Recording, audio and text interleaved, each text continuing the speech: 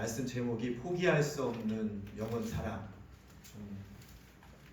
제목 자체가 간절하고 애달픈 그런 느낌을 가질 수가 있습니다. 우리가 동물을 보게 되면은 그 동물을 보는 삶 속에서 그 어미의 그 사랑을 볼 수 있는 그런 장면을 우리가 가끔 보게 됩니다. 특별히 닭은 알을 품으면서 그 알이 깨어나기까지 그 알을 품습니다.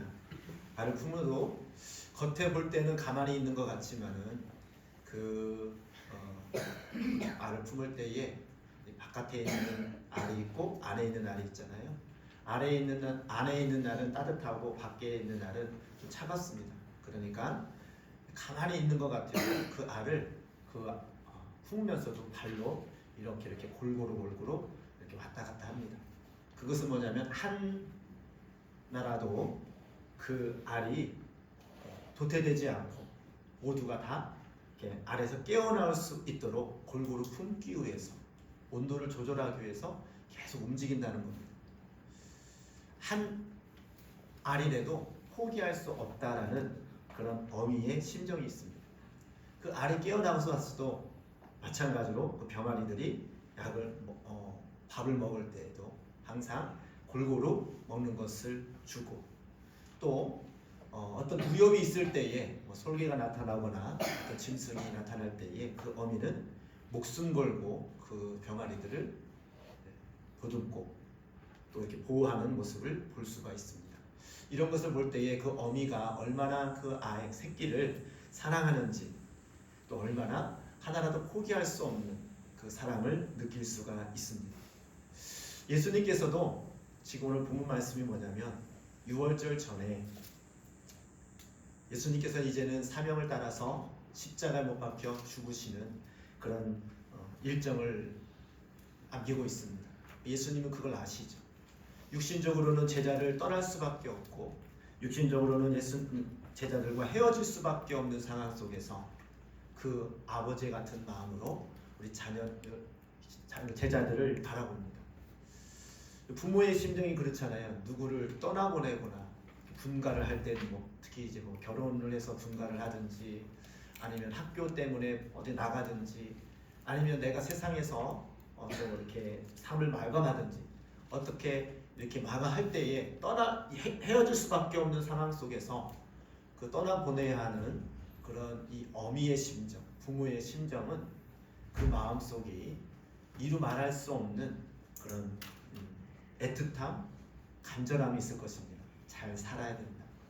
그리고 항상 성공하고 행복하기를 원하는 부모의 심정이 있습니다. 예수님께서는 제자들과 이런 마음으로 그 사명을 감당하실 때에 어떻게 해서든 영혼에 대해서 그 영혼이 구원받고 그 영혼이 정말로 하나님께서 기뻐하시는 그런 믿음의 사람으로 되어지기를 간절히 원하셨습니다. 근데 그 제자들 중에 정말 예수님의 마음을 얼마나 아는 사람이 있었습니까? 심지어는 가룟 유다는 예수님을 팔아서 은 30에 돈을 주고 파는 그런 배신의 행동을 합니다. 예수님께서 그거를 모르셨을까요? 그렇다 할지라도 예수님은 그 가룟 유다를 배제시켜서 미워하시거나 사랑하지 않는 것이 아니었습니다. 끝까지 그 영혼을 긍휼히 여기시면서 안타까워하시면서 품으시는 것이 바로 예수님의 마음입니다. 또한 예수님의 제자들 중에 수제자라고 할지라도 이 사도 베드로죠. 다른 사람은 다 주님을 배신하더라도 나는 배신하지 않겠습니다. 내가 끝까지 주님을 따르겠습니다. 호언장담했지만 그는 결국은 예수님을 배신하고 떠나간 그러한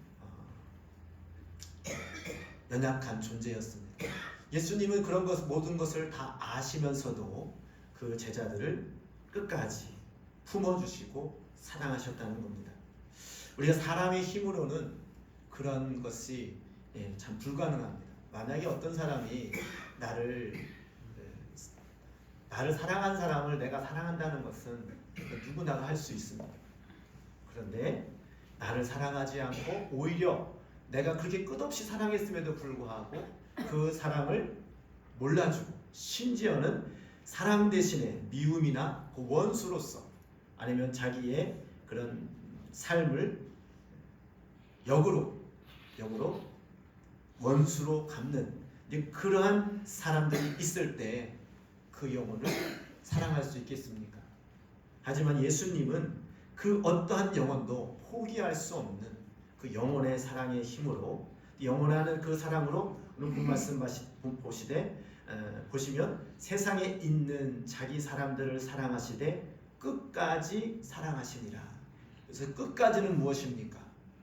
그 사람이 배신을 하든 사랑하든 그 사람이 하나 예수님의 사랑을 알아주든 알아주지 않든지 간에 끝까지 사랑한다는 거죠. 그 영혼을 포기할 수 없다는 거죠. 어떻게 해서든 그 영혼이 회개하고 돌아올 때를 기다리셨다는 겁니다. 그리고 안타깝게 그를 위해서 기도하시면서 그 영혼을 품으셨다는 것입니다.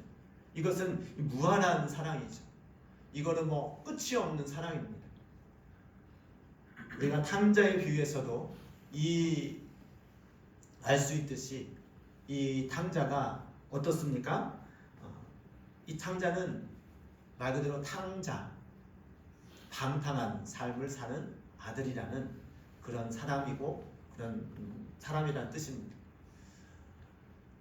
아들이 둘이 있었어요. 근데 둘째 아들이 말합니다. 아버지가 돌아가시면 나에게 유산을 남겨둘 것 있지 않습니까? 그 유산을 미리 저에게 주십시오. 이거는 정말로 못돼 먹은 아들이죠. 유산을 미리 달라는 자녀가 어디 있습니까? 그런데 이 둘째 아들이 하도 때를 쓰니까 아버지는 그것을 들어줍니다. 그래서 이 둘째 아들에게 나눠줄 그 유산을 처분해서 둘째 아들에게 줍니다. 근데 둘째 아들은 신이 나서 분가를 했습니다. 밖에 나간 거죠. 그래서 어떻게 했습니까? 그렇게 아버지의 유산을 미리 받고 나간 아들이 잘 살려고 나갔겠습니까? 아버지의 간섭도 받기 싫고 자기 마음대로 살고 싶어서 나가지 않았겠습니까? 그러니까 어떡합니까? 돈은 있겠다. 내가 하고 싶은 거 있겠다. 그러니까 방탕하게 돈을 다 허비하면서 살아갑니다. 돈이 있을 때에는 주위에 많은 사람들이 있었고 많은 사람들이 그 사람 주위에 그렇게 그 돈을 보고서 따랐습니다. 그런데 돈이 떨어지자 많은 사람들이 그에게 등을 돌리고 아무것도 남지 않았을 때에 그는 거지 같은 정말로 이 세상에서 살아갈 수 없을 만큼 궁핍한 삶을 살게 됩니다. 그래서 그 탕자가 생각을 합니다. 내가 아버지에게 돌아가면 최소한 우리 아버지 보니까 일꾼들 보니까 최소한 밥은 안 굶더라. 내가 아들이 아니라 일꾼이라도 내가 써달라고 하면 써주지 않겠나. 내가 배가 고파서 도저히 살 수 없다는. 그래서 다시 아버지께 갑니다. 아들의 마음은 그거. 아버지를 볼 면목이 없는 거죠. 그만큼 큰 소리 치고 아버지한테 유산을 달라고 하고 분가를 해서 나갔는데 모두 탕진하고 돌아왔을 때에 무슨 납작이 있어서 아버지를 찾겠습니까? 하지만 그래도 살 길은 아버지밖에 없으니까 아버지에게 찾아갑니다. 근데 그 아버지는 어떻습니까? 그 아들이 나간 후부터 문 앞에 앉아가지고 이제나 저제나 아들이 언제 돌아올까 기다렸던 것입니다. 먼 발치 보니까 둘째 아들이 정말 이 꼴이 말이 안 해요. 먹을 것도 제대로 못 먹고 입을 것도 제대로 입지 못해서 거지기도 그런 상거지가 없어요.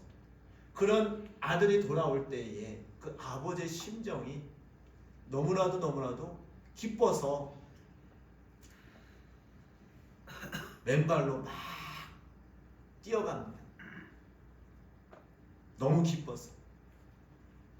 그 아버지는 아들에게 어떻게 살았는지 또 무엇했는지 물어보지 않고 부둥키 안으면서 이렇게 말합니다.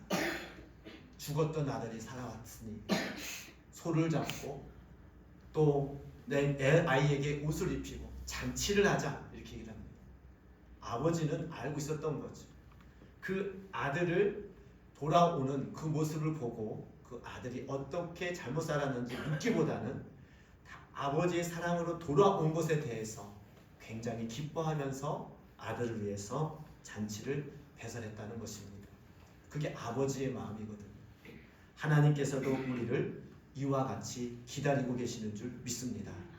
언제든지 우리는 내가 아무리 잘못 살아도, 아무리 내가 허란 그런 방탕한 생활을 살았다 할지라도 그게 끝이 아니라 지금이라도 늦지 않았으니까 하나님 품으로 돌아오라고 말씀하십니다. 여러분의 마음속에 혹시 하나님의 사랑이 그립다면, 내가 이 세상에 이렇게 살다가는 도저히 안 될 것 같아.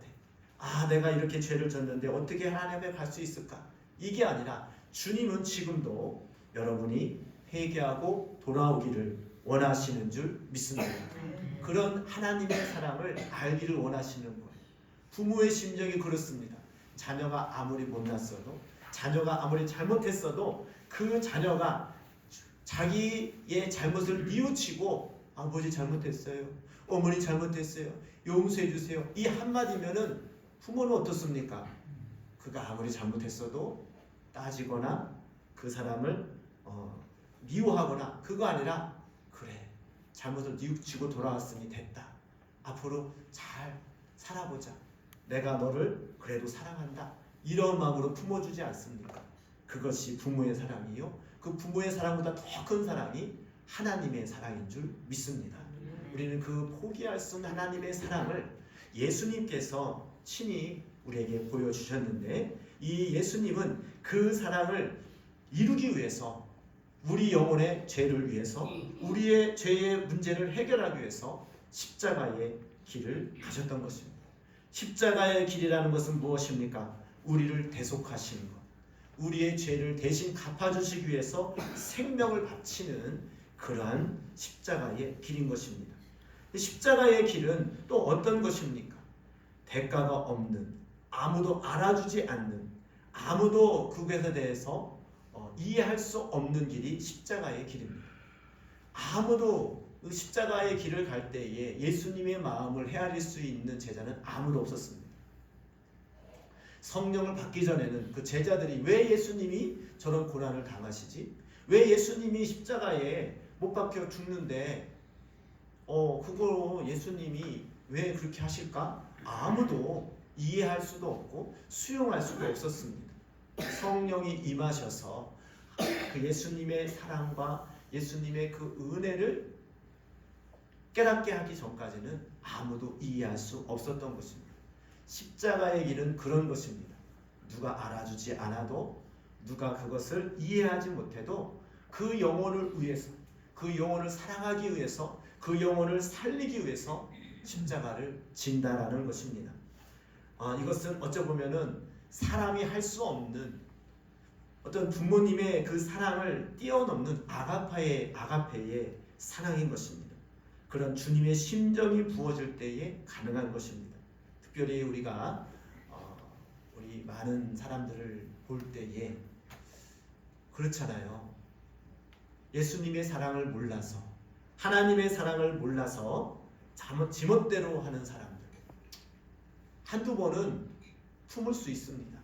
그런데 한두 번 하다가 에이, 저 사람은 안 될 것 같아, 아무리 사랑해줘도 이해하지도 못하고 그것을 받아들이지 않으면 우리는 돌아서는 경우가 있습니다. 하지만 주님은 끝까지 사랑하셨다라는 것입니다.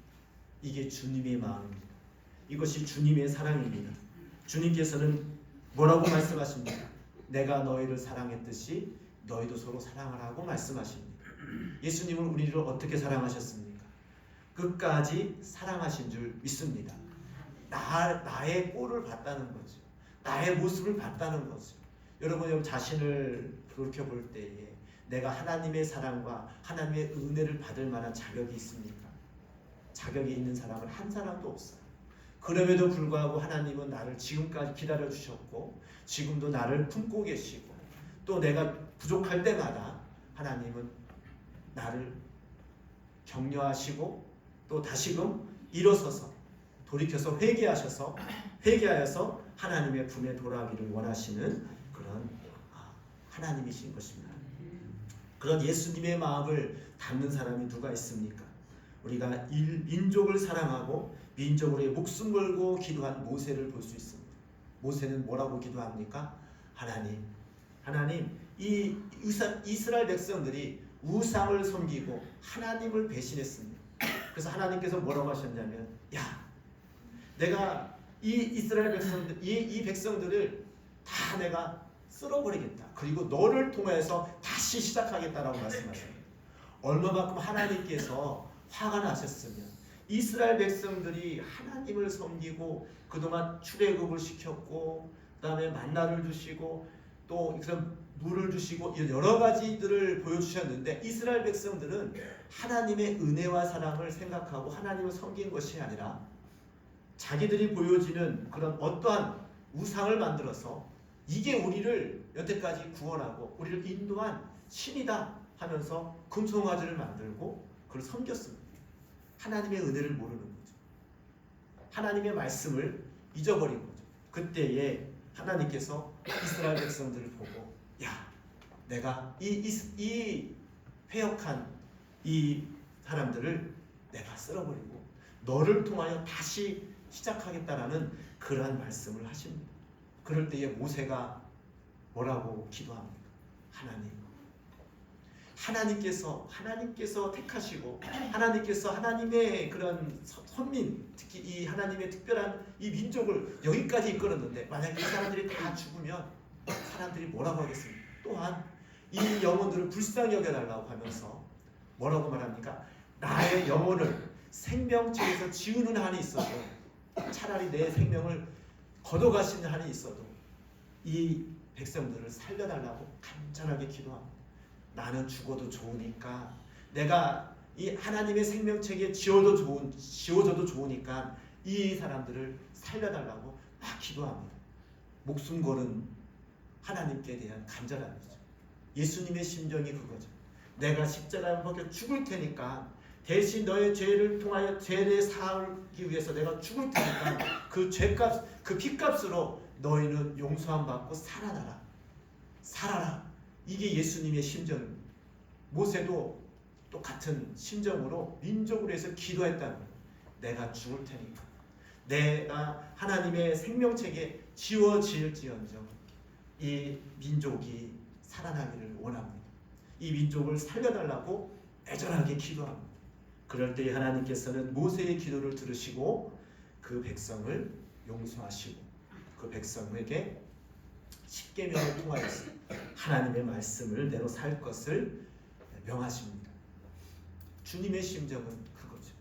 내가 죽어도 좋으니까, 나는 잊혀져도 좋고 나는 안아주지 않아도 좋으니까 그 영혼을 살려달라고, 그 영혼을 주님 앞에 돌아올 수 있는, 하나님의 사랑 안에 들어올 수 있는 그 영혼이 되게 해달라고 간절히 기도했다라는 것입니다. 또한 우리 다윗을 보게 되면 어떻습니까? 다윗은 이것은 또 이건 다른 그런 방향인데, 자기 죄를 졌을 때에 자기가 갖고 있던 왕권이라든가 자기가 그런 부귀 영화를 다 내려놓을 테니 하나님 다른 것은 다 가져가도 좋은데 내 영혼을 불쌍히 여겨 주옵소서. 다윗이 바세바를 취하고 간음죄를 짓고 살인죄를 진 후에 하나님께 버려짐을 당할까봐 간절히 기도하는 것은, 하나님 다른 것은 다 가져가도 좋은데 내 영혼은 국률에게 이 정직한 영을 새롭게 창조해 주시고 내 영혼에 있는 그런 이 완악함을 제거해 주시고 이 영혼을 살려달라고 간절하게 기도합니다. 여러분의 마음속에 달과 같은 마음으로 하나님, 내가 하나님 앞에 정말로 하나님께서 기뻐하시는 그런 믿음의 사람으로 또 용서받은 사람으로 살려달라고 기도할 때 하나님께서는 그 기도를 외면치 않으시고 다윗을 용서하시고 다윗을 통하여서 다윗의 그런 자손 만대에게 하나님의 놀라운 축복을 허락하신 줄 믿습니다. 우리는 그 반대된 사람을 알잖아요. 사울이 똑같이 범죄했을 때에 사울은 자기 영혼을 사랑하고 자기 영혼을 위해서 기도한 것이 아니라 자기의 왕권의 체면을 위해서 자기가 갖고 있는 부귀영화를 그것을 유지하기 위해서 사무엘에게 말하잖아요. 백성들에게 나의 체면을 세워달라고. 자기 영혼보다도 자기의 가지고 있는 것을 더 귀하게 여기기 때문에 그는 결국은 그 영혼을 주님께 맡기지 못하고 자기가 가지고 있는 부귀영화로 그는 하나님 앞에 결국 쓰임받지 못한 것을 볼 수가 있습니다.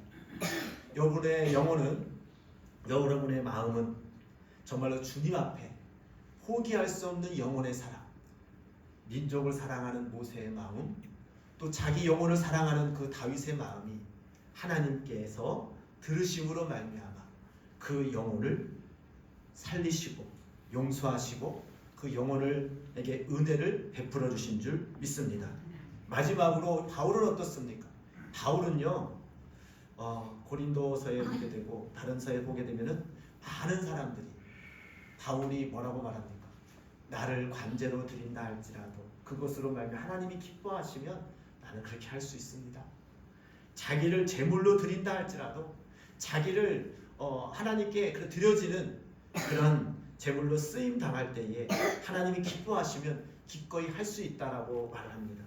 또한 바울은 뭐라고 합니까? 바울이 감옥에 갇혔을 때에 많은 사람들이 바울이 야 잘됐다.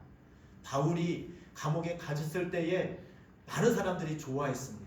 왜냐하면 바울은 가는 곳마다 승승장구하는 거예요. 그러니까 많은 사람들이 바울을 시기하기도 하고 또 바울이 하는 것에 대해서 굉장히 박해하는 사람들이 많았습니다. 이게 바울이 감옥에 갇히니까 고소하다는 거죠. 우리가 그런 게 있잖아요. 남이 잘 되면 처음에는 잘했다 칭찬하잖아요. 근데 계속 잘 돼 보세요. 신보가 그래요. 언제까지 잘 되나 보자. 그래요, 사람들의 마음. 너무 잘 되는 거 보면요, 잘했다고 박수 쳐주지만 한편으로는 시기합니다. 그래, 잘 나가는데 그동안에 앞으로는 그게 어디까지 가나 보자. 이렇게 말하는 것, 이렇게 생각하는, 겉으로는 말을 안 하죠. 속으로 생각하죠. 속으로. 나중에 그 사람이 잘못되었을 때 그래, 그럴 줄 알았어. 잘난 척 하더니 잘됐다. 그 사람이 아무런 그런 해를 끼친 것이 없어도 그런 마음을 가지고 있는 것이 또한 우리 사람들의 마음인데 바울이 그랬어요. 바울은 가는 곳곳마다 교회를 세우고 많은 영혼들이 살아나고 많은 사람들이 바울을 통하여 하나님의 역사를 경험하니까 바울을 시기하는 사람, 물론 이 복음을 박해하는 유대인들은 당연히 박해라고 해요. 심지어는 같이 복음을 전하는 사람들 사이에서도 바울을 시기했단 말이죠. 근데 바울이 뭐라고 말합니까? 내가 감옥에 갇힘으로 말미암아 그들이 복음을 전할 때에 오히려 시기하는 마음으로, 오히려 나를 그렇게 그런 나쁜 마음으로, 오히려 바울이 그런 일을 당함으로 말미암아 복음을 전하는 일에 더 불이 붙었다는 거예요. 바울이 없으니까 내가 열심히 더 해서 더 내가 인정받아야겠다. 이런 마음으로 복음을 전하는 사람들도 나타났다는 거예요. 또 물론 바울의 안타까움으로 기도해 준 사람도 있지만 여러 사람이 나타나면서 바울이 뭐라고 말했냐면 내가 감옥에 있든지 내가 어디에 있든지 간에 나로 말미암아 복음이 더 증거되고 한 사람이라도 더 영혼이 구원받는다면 나는 기꺼이 기쁘다라고 고백을 합니다. 그러니까 자기가 잘 되고 안 되고 그럼 상관없이 한 영혼이라도 더 복음을 듣고 그 영혼이 살아난다면 나는 기쁘다라고 바울은 고백을 합니다. 오늘 언급한 모세나 다윗이나 이 바울은 공통점이 무엇입니까?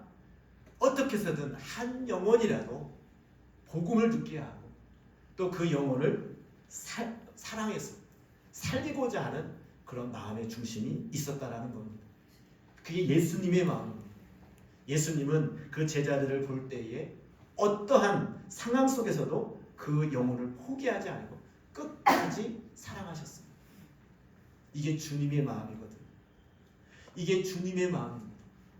우리가 어떤 일을 하더라도 어떤 행동을 하더라도 우리 중심 속에 포기할 수 없는 영혼의 사랑이 있기를 주님의 이름으로 축복합니다. 아멘. 그 마음이 있을 때에 하나님이 그 마음을, 그 간절한 기도를 들으시고 하나님은 역사하십니다. 다른 무엇보다도 영혼 구령을 최우선시할 때에 하나님은 기뻐하십니다. 어떤 사람이 무엇가 됐대, 어떤 사람이 어디에 잘 됐대, 뭐 좋은데 직장이 되고 좋은 학교에 가고 뭐 좋은 집 사고 뭐 좋은 일이 됐다. 네, 아주 좋은 축하해 줄 일입니다. 근데 우리가 가장 기뻐해야 될 일은 무엇입니까? 그 영혼이 회개하고 그 영혼이 하나님께서 기뻐하시는 그런 믿음의 사람이 됐고 하나님의 자녀가 된 것이 가장 기쁘고 가장 우리가 해야 할 일인 줄 믿습니다. 그를 위해서 우리는 더 사랑하고 또 그 일을 위해서 기도해야 됩니다. 이것은 예수님께서 또한 어떤 비유로 말씀하셨습니까? 한 알의 밀이 떨어져서 죽지 아니하면 그대로 있거니와 죽으면 많은 열매를 맺느니라 말씀하셨습니다. 죽는 것은 십자가를 지는 것입니다. 또 십자가를 진다라는 것은 예수님께서 뭐라고 말씀하셨니? 누구든지 나를 따르려거든 자기 십자가를 지고 나를 따라야 할지니라 말씀하셨습니다. 십자가를 진다는 것은 어떠한 그 영혼을 살리기 위해서 하나님의 뜻을 이루기 위해서 무언가는 포기하고 죽는다는 겁니다. 자기의 부귀영화를 내려놓는 그런 다윗과 같이, 그리고 자기의 그런 이 모든 잘되고 못되고를 떠나서 어떻게 해서든지 영혼을 한 영혼이라도 살리는 그런 일에 도움이 된다면 기꺼이 내가 기쁘다라고 말한 바울과 같이, 그리고 자기가 생명책에 지워지는 한이 있더라도 나의 민족을 살려달라고 하는 그런 간절한 모세의 기도와 같이 우리는 정말로 그 영혼을 바라볼 때, 내 영혼도 그렇고 내 주인인 영혼을 바라볼 때 주님이 포기할 수 없는 그 애절한 그 사랑의 힘으로 우리는 함께 그 사역을 감당해야 되겠습니다. 우리 주사랑교회가 다음 세대를 위해서 또한 우리가 하나님의 사역을 위해서 우리가 힘써서 나아가야 할 방향은 이와 같은 마음입니다. 내가 어떻게 하지? 내가 무엇을 하지? 이게 아니라 내가 어떤 일이든지 무슨 일을 하든지 간에 어떤 상황에 있든지 간에 나를 통하여 한 영혼이라도 더 그 영혼을 품고 그 영혼을 살려낼 수만 있다면 내가 기꺼이 그 일을 하리라. 내가 어떤 상황이라도 주님의 마음으로 그 영혼을 품으리라. 어떤 상황 속에서도 주님의 그 십자가의 길을 나도 동참하며 주의 사역을 감당하리라. 이렇게 마음을 다지고 갈 때에 주님께서는 성령을 통하여서 우리가 그 길을 갈 수 있도록 우리에게 은혜를 주시고 믿음을 주시고 능력을 주실 줄 믿습니다. 그 목표가 한결같아야지.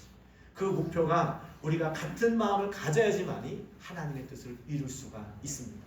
그 중심 속에 끝까지 사랑하시는 주님이 먼저 내가 하나님으로 예수님께 우리가 그런 사랑을 받았잖아요. 예수님께서 우리를 그렇게 사랑하셨잖아요.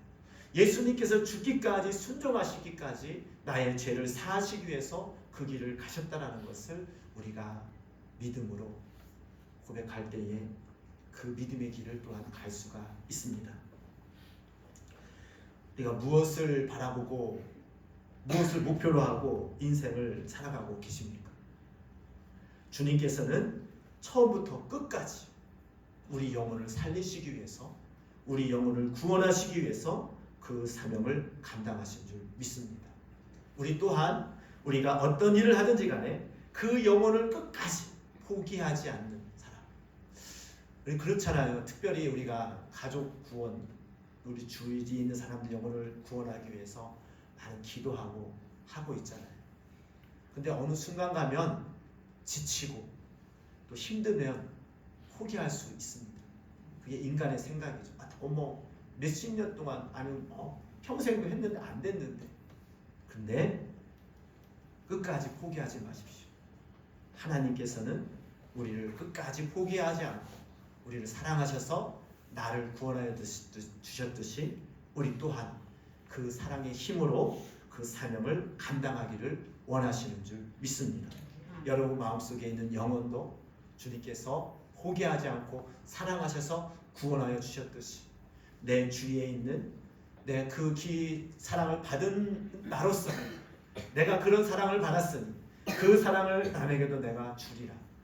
우리 주님의 길을 간다는 것은 그거 아닙니까? 근데 그 길이 쉽습니까? 십자가를 길을 간다는 것은 정말 어렵습니다. 죽는 거거든요. 죽는 것을 좋아하는 사람이 어디 있습니까? 한 알의 밀이 썩어지면 열매를 맺는데 썩어지는 것을 좋아하는 사람이 어디 있습니까? 얼마나 아픕니까?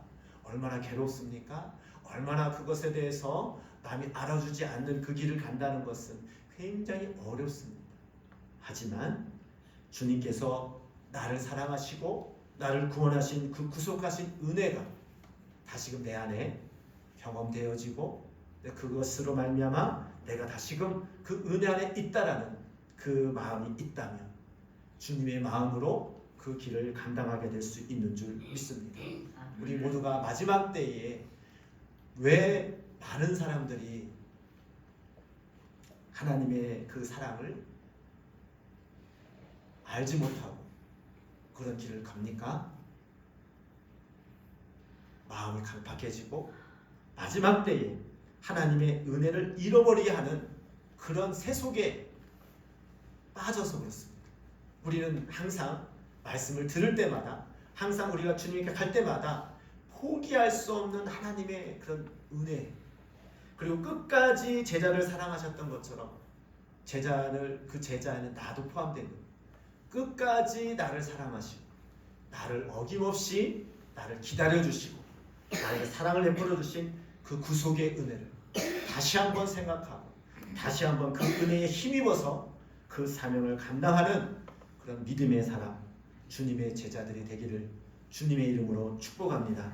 우리 모두가 그런 사람이 되어서 나는 포기할 수 없어 예수님이 나를 포기하지 않았듯이 나도 저 영혼을 위해서 포기하지 않고 끝까지 사랑해야지 끝까지 그 영혼을 품어야지 이런 마음으로 살아가시기를 주님의 이름으로 축복합니다.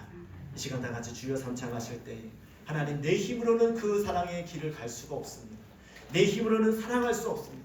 하지만 주님이 나를 사랑하셨듯이 나도 그 영혼을 사랑하고 그 영혼을 품기를 원합니다. 주님 나에게도 그런 사랑을 부어 주옵소서. 나도 그 길을 갈 수 있는 은혜와 영력을 더하여 주시옵소서. 우리 다 같이 주여 삼창하시고 기도하도록 하겠습니다. 주여